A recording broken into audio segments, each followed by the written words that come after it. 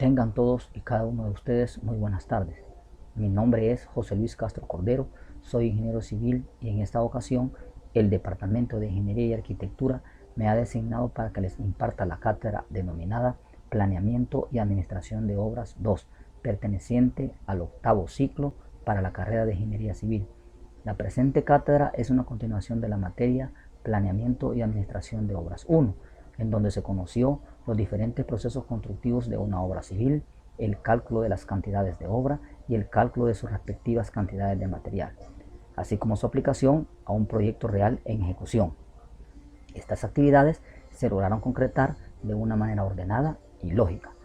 Partiendo de las primicias anteriores, abordamos ahora en la cátedra Planeamiento y Administración de Obras 2 el conocimiento de la documentación legal, actores involucrados, el cálculo de los costos directos e indirectos para finalmente obtener el valor real de construcción del proyecto planteado.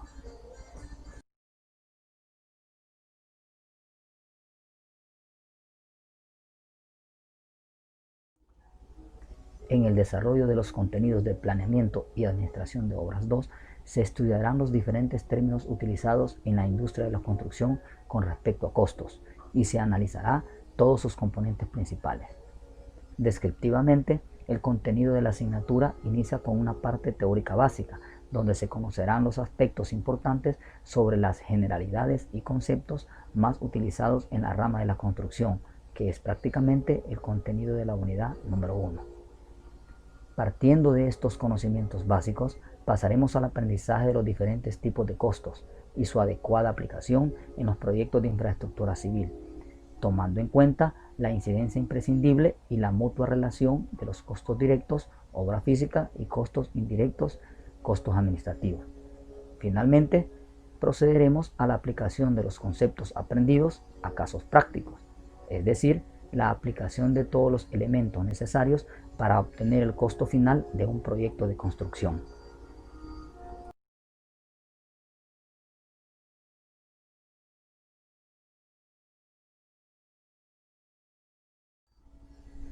El desglose específico de la unidad número 1 denominada Generalidades y Conceptos y que desarrollaremos en este curso contendrá la parte introductoria, los documentos contractuales, incluyendo su definición general y su clasificación principal, y finalmente los actores involucrados en un determinado proyecto.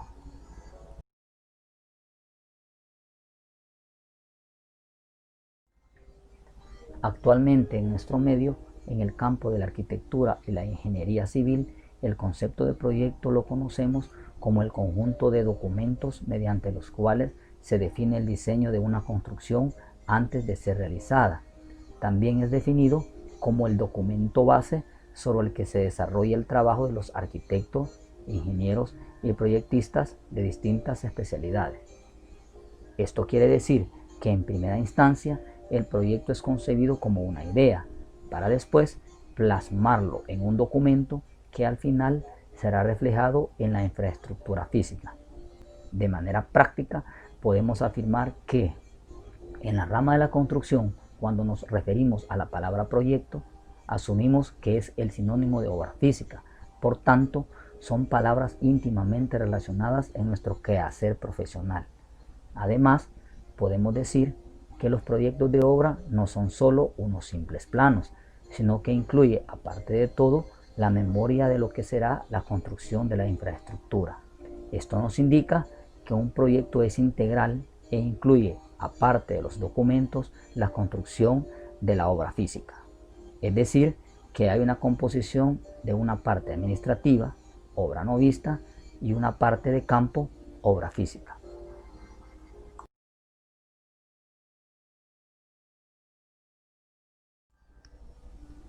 Es importante que asumamos que cuando nos piden un proyecto, nos están pidiendo un documento o conjunto de documentos reglado que se debe acoger a una serie de normativas.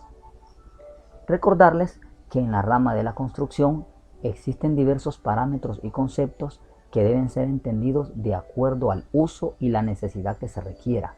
Es decir, que por la naturaleza de la profesión debemos estar atentos y conscientes que muchos términos deben ser entendidos de acuerdo a la experiencia que se vaya adoptando a lo largo de nuestro quehacer laboral. Caso contrario, entraremos en un círculo vicioso de palabras antónimas que crean confusión por falta de conocimiento del área en cuestión.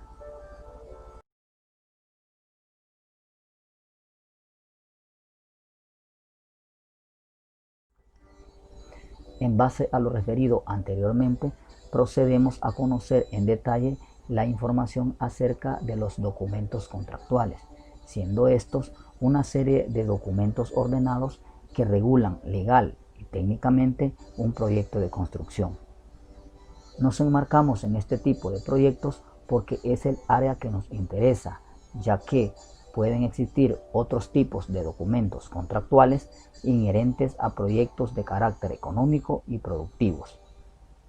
Estos documentos deben ser del total conocimiento de todos los profesionales de la rama de la construcción, porque prácticamente se llegan a convertir en la guía metodológica en el desarrollo del proyecto, y resultaría imperdonable técnicamente el desconocimiento de los mismos.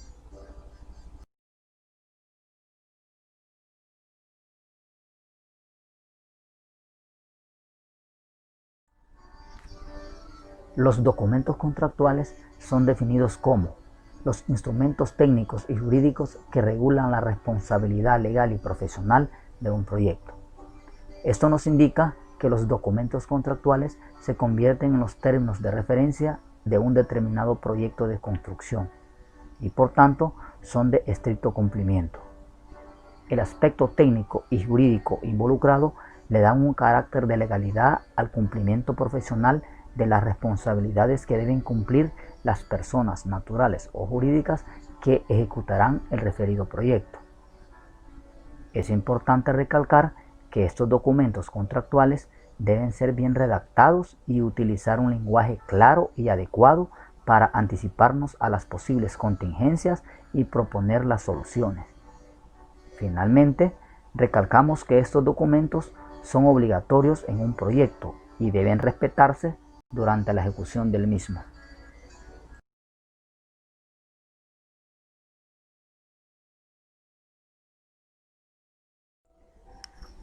Todo instrumento dentro de la construcción tiene su propósito y estos no son la excepción, por lo que es determinante conocer cuál es el propósito principal de los documentos contractuales.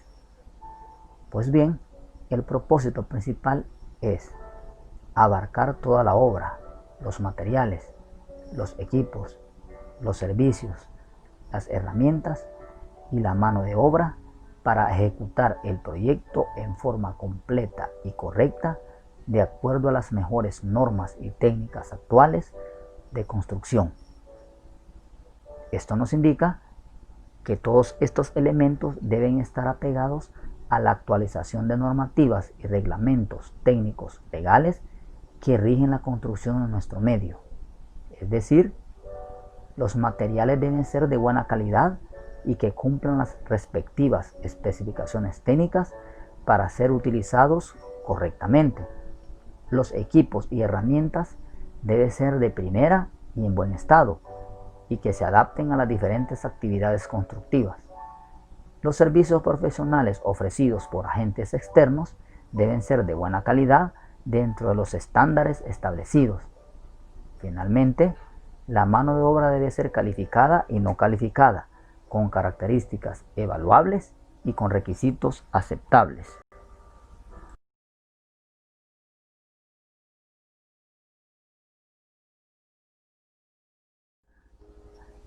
Los documentos contractuales poseen una característica principal, la cual es ser complementarios entre sí y lo que en uno se especifique es tan obligatorio como si fuera estipulado en todos.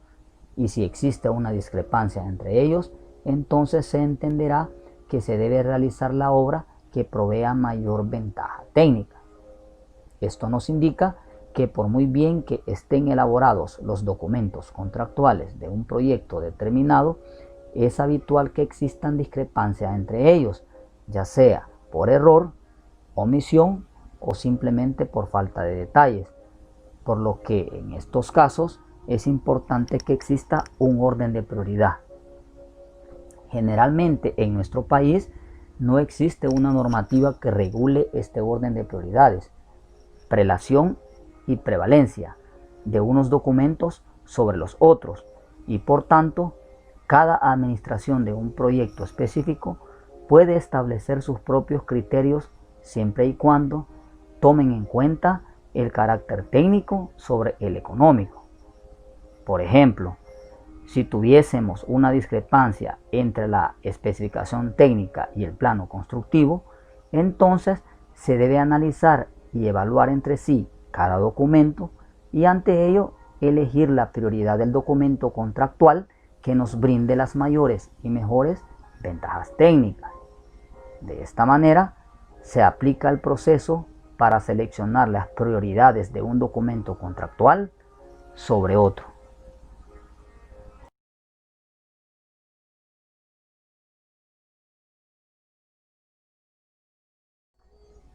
Procedemos a identificar la clasificación general de los documentos contractuales. Esta clasificación dependerá en gran medida del tipo de obra a ejecutarse, y la cantidad de dichos documentos están en función de las condiciones que gobiernan la obra y de las estipulaciones establecidas por el contratante. Es decir, que los documentos contractuales son instrumentos que tienen relación directa con el tipo, tamaño y envergadura del proyecto a ejecutarse, y la cantidad de estos están supeditados a las condiciones intrínsecas de cada proyecto, incluyendo las condiciones establecidas por el propietario o contratante del mismo. Esto nos indica que entre más grande sea el proyecto, mayor será el número de documentos contractuales requeridos y viceversa. Lógicamente, se presume que los proyectos complejos requieren de mayor control y por ende necesitan de mayor cantidad de documentos contractuales para realizar un trabajo más efectivo. No así los proyectos de menor envergadura, que requieren de menor cantidad de documentos contractuales. Los principales documentos contractuales son: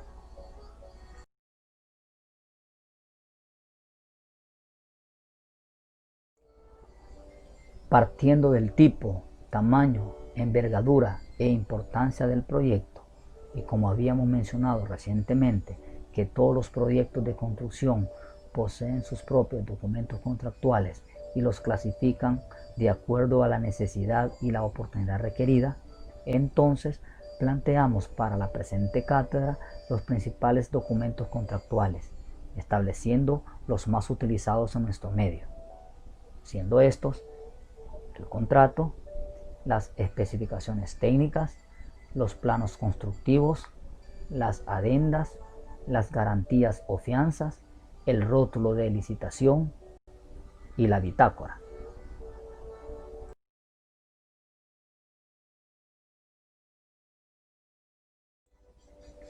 Además, se incluyen el programa de trabajo, las bases de licitación, la estimación de obra, el plan de propuesta, el plan de oferta, la acta de recepción y la modificativa de contrato.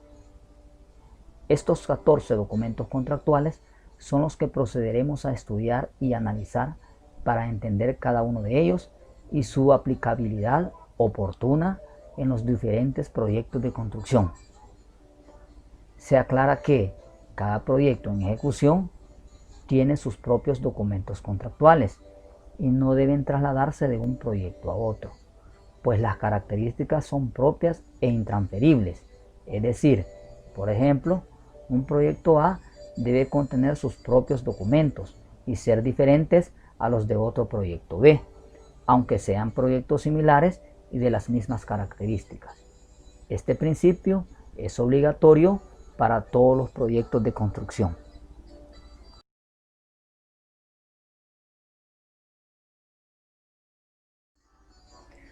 Luego de conocer los documentos contractuales más utilizados en los proyectos de construcción, procedemos a determinar los tipos de documentos contractuales, o mejor dicho, su clasificación de acuerdo a su característica intrínseca y forma de actuación. Estos se clasifican en documento legal, documento técnico o documento técnico legal, de la siguiente manera. El contrato y las garantías o fianzas son considerados como documentos legales. Las especificaciones técnicas, los planos constructivos, el rótulo de licitación y la bitácora son documentos intrínsecamente técnicos. Y finalmente, las adendas entran en la categoría de documentos técnicos legales.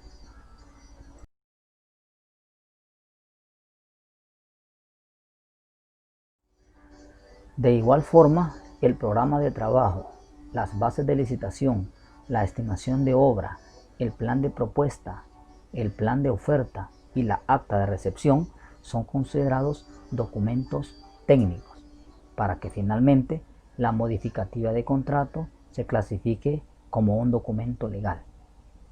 La principal diferencia entre los documentos legales y los documentos técnicos estriba en el hecho que la legalidad está representada por una certificación, es decir, la firma y el sello de un abogado y notario de la República. Sin esta condición, se pierde la legalidad requerida. Es importante aclarar que los documentos técnicos en un momento determinado se convierten en documentos legales, y esto sucede específicamente cuando se presenta un conflicto dentro del proyecto entre el contratante y el contratista y se tiene que recurrir a los respectivos tribunales. Para este caso, todos los documentos contractuales son considerados como documentos legales sin excepción alguna y actúan según la necesidad de resolución del conflicto. Los juzgados que resuelven dichos conflictos son los juzgados contencioso administrativo.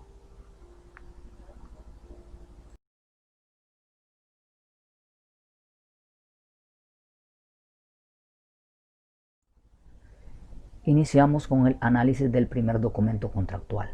Nos referimos específicamente al contrato.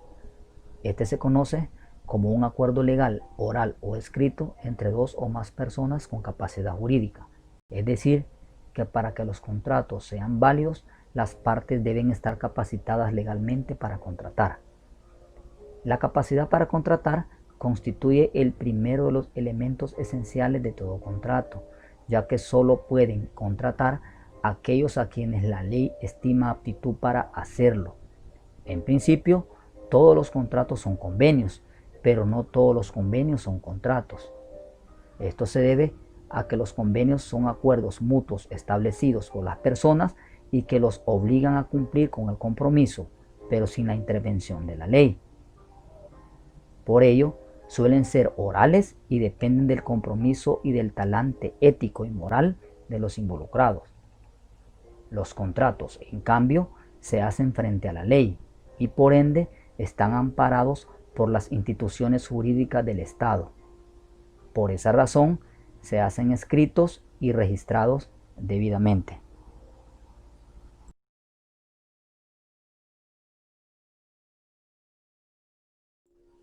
La definición más cómoda y entendible de un contrato es la siguiente. Es un convenio que de mutuo acuerdo realizan dos o más personas y en el que se definen derechos y obligaciones de cada uno de los firmantes, contratante y contratista, regulándose su cumplimiento por las condiciones en él establecidas. También es conocido como un acuerdo jurídico de voluntades por el que se exige el cumplimiento de una cosa determinada y se trata de un acto privado entre dos o más partes destinado a crear obligaciones y generar derechos. Se debe diferenciar quién representa al contratante y quién representa al contratista.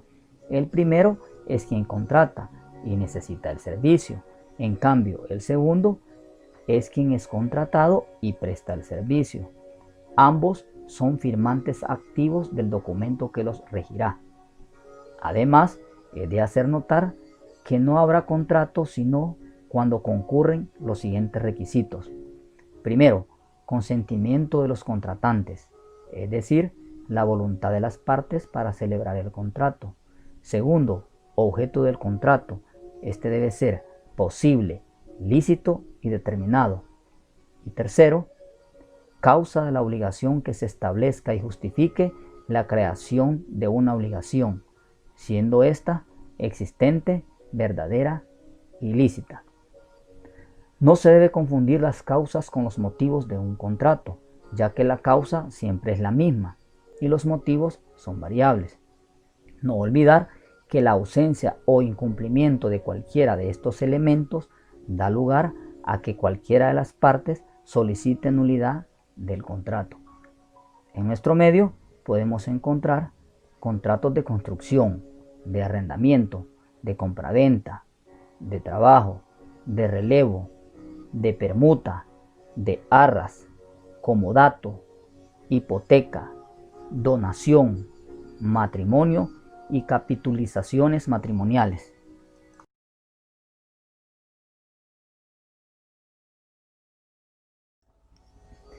Todo contrato posee condiciones que se deben cumplir al pie de la letra y están siempre involucrados en la relación de las partes existentes. Entre las condiciones más importantes tenemos, primero, las condiciones generales, las cuales son las normas que regulan el marco legal, técnico, administrativo y financiero, bajo las cuales deberá realizarse todo tipo de proyecto y los requisitos que deben cumplirse. Y segundo, las condiciones especiales, que son las normas que regulan las características propias y condiciones especiales de un proyecto y que se originan por diferentes factores. Para entender las condiciones generales de contratación, es importante señalar que estas son cláusulas contractuales que se caracterizan por a. Estar predispuestas, b. Imponerse por una de las partes con independencia de su autoría material, de su apariencia externa, de su extensión y de cualesquiera otras circunstancias, y c. Redactarse con la finalidad de ser incorporadas a una pluralidad de contratos. Su redacción debe ajustarse a los criterios de transparencia, claridad, corrección y sencillez. Ahora bien, al referirnos a las condiciones especiales, nos damos cuenta que éstas están vinculadas al objeto del contrato, que no son discriminatorias, son compatibles con el derecho común y sobre todo son específicas y dependen de cada proyecto en especial. En el supuesto de que exista contradicción entre las condiciones generales y las especiales para un determinado contrato, prevalecerán las especiales sobre las generales, excepto si estas últimas son más beneficiosas para el contratante.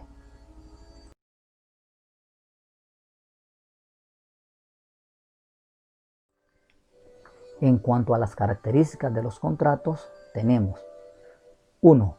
Autonomía de voluntad. Indica que se perfecciona con el consentimiento de las partes.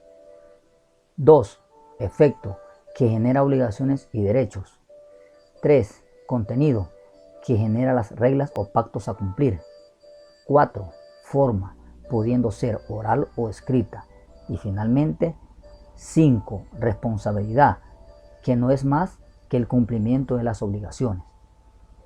Estas características son propias de los contratos y deben existir siempre para que un determinado contrato sea legal. Caso contrario, se puede incurrir en nulidad de los mismos. En cuanto a la autonomía de voluntad, es parte del libre albedrío que tiene cada persona y el mutuo consentimiento y acuerdo no obligado de conllevar una responsabilidad compartida, dando como resultado un efecto bilateral establecido en los derechos y obligaciones, las cuales estarán regidas por las reglas o pactos generados para que al final se logre cumplir las obligaciones contraídas. Para que todo lo anterior surta efecto, es importante lograr que todo quede plasmado en un documento certificado.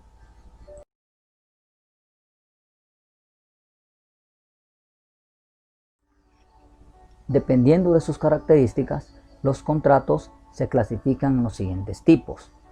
Primero, onerosos o gratuitos. Es cuando están en función de si existen beneficios para ambas partes o solo para una de ellas. Segundo, unilaterales o bilaterales, si se genera obligaciones para uno o ambas partes. Tercero, típicos o atípicos, si se encuentran regulados en la ley o no. Cuarto, principales o accesorios o de garantía, Se caracterizan porque dependen o no de otros contratos. Estos contratos también son llamados nominados o innominados. Quinto, instantáneo o de tracto sucesivo. Están en función de si el cumplimiento del contrato se lleva a cabo en un solo momento determinado o bien en un periodo.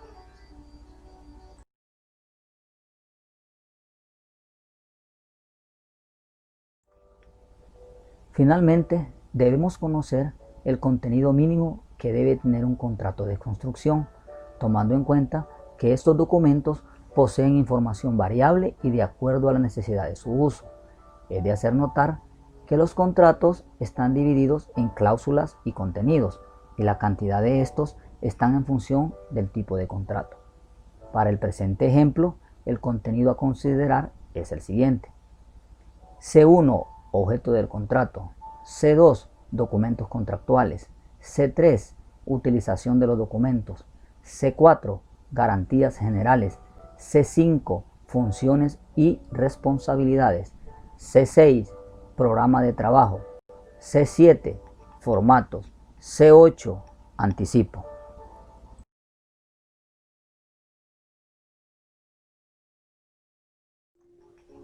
También se debe incluir C9, imprevistos. C10, plan de oferta. C11, plazo de ejecución. C12, tiempo contractual. C13, precio y forma de pago. C14, vigencia. C15, recepción final. C16, liquidación.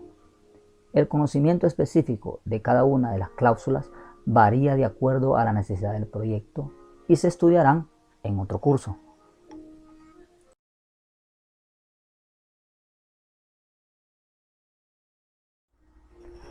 En la presente diapositiva se muestra la portada de un ejemplo de formato de contrato. Estos formatos son variables y dependen de la institución que lo elabora, ya que deben incluir detalles y elementos propios de cada uno de ellas. Es importante recalcar que el documento de contrato debe ir como hoja o folio con dos caras, frente y vuelta, y nunca como hojas individuales, debido a la característica del documento.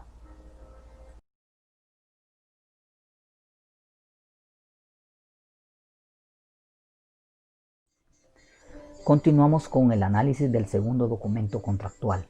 Nos referimos a las especificaciones técnicas. Estas definen normas, exigencias y procedimientos de las obras a ejecutar en el proyecto. En el caso de la realización de la construcción de una obra, estas forman una parte integral del proyecto y complementan lo indicado en los planos respectivos y en el contrato. Además, son muy importantes para definir la calidad de los trabajos en general.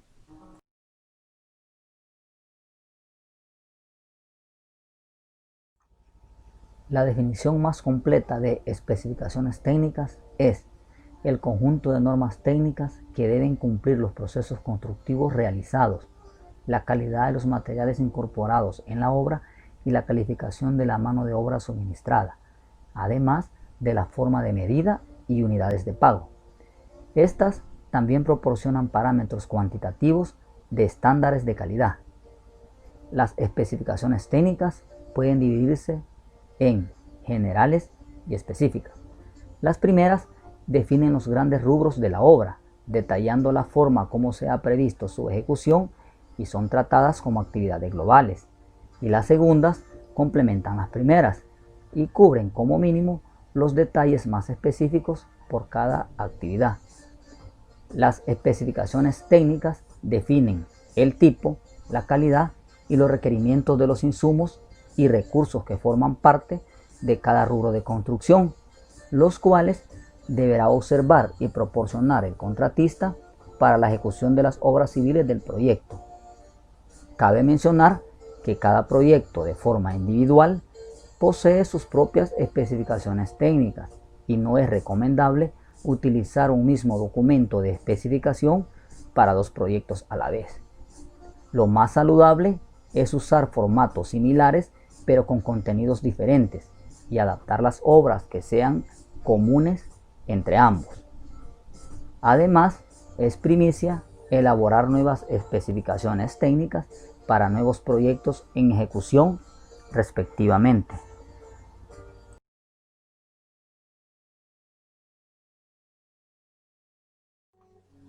El contenido mínimo que debe poseer una especificación técnica es A. Definición. Se refiere a la descripción en forma concisa de la obra a ejecutarse. Por ejemplo, la colocación de concreto en una estructura. B. Materiales y herramientas. Son los recursos a utilizar en la tarea específica. Por ejemplo, la grava debe ser absolutamente limpia, de grano duro, sin impurezas, sin disgregaciones, sin rajaduras, de aristas vivas y procedentes de cantera o piedra triturada. Las herramientas a utilizar deben ser previamente revisadas y aprobadas por el supervisor. C. Procedimiento. Es la forma en que se debe ejecutar la actividad. D. Medición.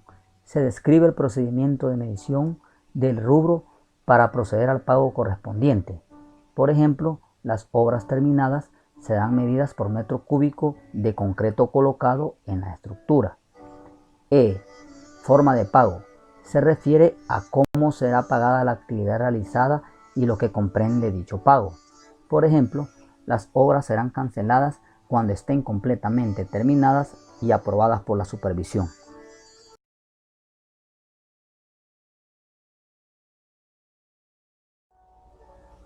Las especificaciones técnicas poseen ciertas características las cuales se convierten en reglas al momento de escribirlas, por lo que es importante cumplirlas al pie de la letra. Estas características son: número 1. Las especificaciones técnicas deben ser establecidas para fomentar, no para desalentar la competencia. 2. Las especificaciones técnicas deben establecer las características esenciales del bien que será adquirido, ya que si un requerimiento es dejado por fuera, entonces el fallo puede recaer en favor de un bien que no satisfaga las necesidades del comprador. Número 3. Debe evitarse un exceso de especificaciones, ya que establecer características innecesarias puede resultar en demasiadas susceptibilidades que impidan la competencia e incrementar el costo del bien. Número 4. Las especificaciones deben ser razonablemente tolerantes, pues la precisión innecesaria puede resultar costosa y limitar la competencia. Número 5. El texto debe ser claro, utilizar lenguaje común, sin ambigüedades y sin uso de términos susceptibles de pluralidad de interpretaciones. Además, no debe usar abreviaciones que no sean de uso común, porque puede causar malentendidos. Número 6. Las especificaciones técnicas deben ser verificables, de tal manera que se puede comprobar la calidad de los bienes suministrados. 7. Las especificaciones deben ofrecer igualdad de oportunidades para la presentación de proposiciones y criterios de adjudicación del contrato.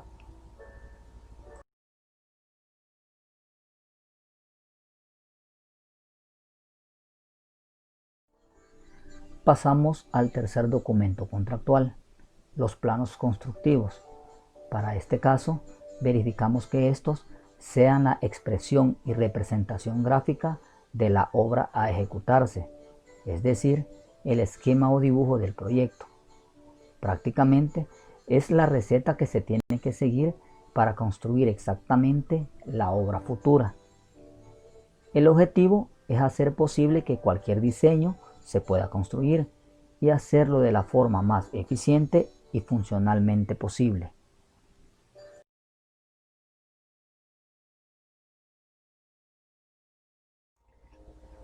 Procedemos a definir lo que conocemos como planos constructivos o planos de construcción.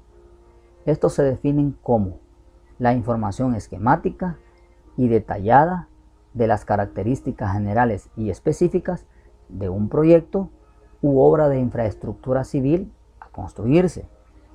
Estos deben contener como mínimo especificaciones unitarias, detalles de diseño, detalles constructivos, planos de taller, esquemas, dimensiones y ubicación. Los planos deben involucrar todas las disciplinas que el proyecto requiera según su naturaleza, siendo las más comunes las de arquitectura e ingeniería civil, estructural, mecánica, eléctrica, etc. De igual forma, los planos sirven para tramitar permisos, costear y construir, y son la base del éxito constructivo, por lo que deben ser completos y detallados como sea posible, incluyendo notas aclaratorias, tablas, simbología, demás explicaciones, así como anexos y demás información complementaria.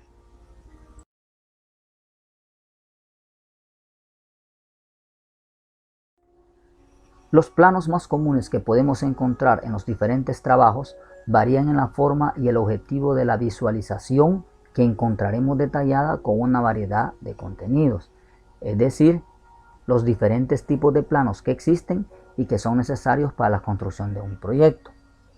Los principales tipos en mención son: literal A, plano arquitectónico. Estos muestran la planta de distribución y ubicación de detalles, así como las dimensiones y niveles. Por lo general, son los que brindan mayor familiaridad al constructor. B, plano de conjunto y topografía. En esto se plantea el entorno y la integración del proyecto en construcción con respecto al ambiente que lo rodea, así como también la información geográfica del terreno, incluyendo los accidentes geográficos y orográficos que existen. Literal C, plano estructural. Sirve para determinar las dimensiones y cargas de soporte y son preparados por el diseñador estructural. Estos deben contener un adecuado conjunto de notas, detalles y toda la información necesaria para armar la estructura. Además, deben presentarse en tal forma que puedan interpretarse rápida y correctamente. Literal D, plano de instalaciones.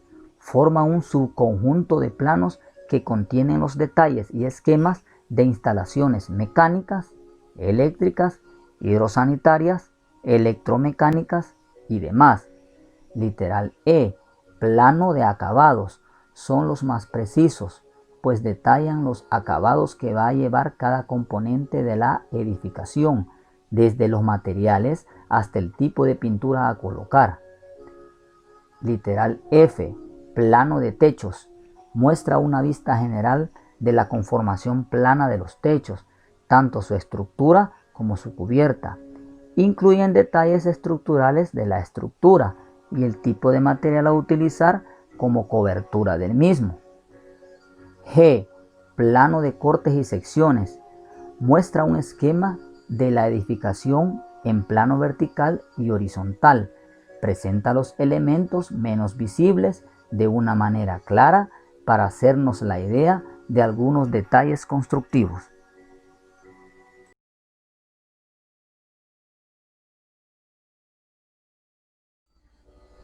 Ahora mostramos un detalle de un elemento estructural conocido como zapata aislada y que se encuentra dentro de un plano estructural. Como podemos ver, los detalles deben ser bastante claros y deben contener la información relevante para poder construirlo, tal como cotas, secciones, elevaciones, información técnica y cualquier detalle adicional que me ayude a una mejor comprensión del dibujo. Además, este detalle es ideal porque solo posee dos dimensiones y eso es un aspecto ventajoso para la representación de detalles estructurales en los planos.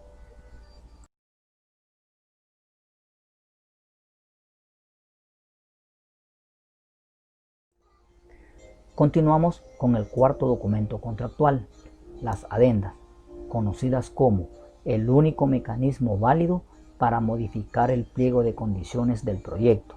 Igualmente, las adendas son consideradas como adiciones suplementarias a un trabajo principal. Las adendas solamente pueden ser emitidas por el contratante. En todo proyecto, cada adenda tiene su respectiva consulta o aceptación.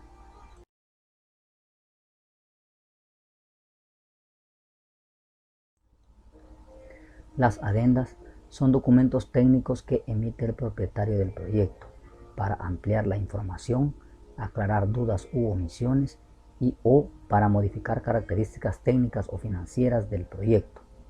Y estas, al finalizar las obras, quedan incorporadas como documentos legales del proyecto respectivo.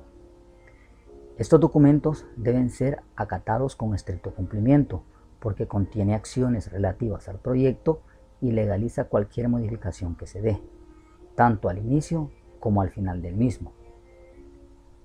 Es de uso común, además, que en la adenda se hace referencia al contrato y viceversa.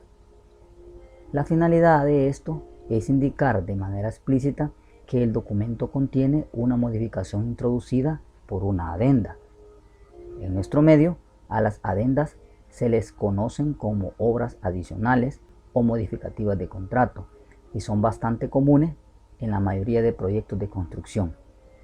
Es de puntuar que lo ideal sería que en los proyectos no haya adendas, porque eso indicaría que no hay ninguna discrepancia ni modificación alguna en cualquier etapa del proyecto y por ende se presume que ha habido una buena planificación.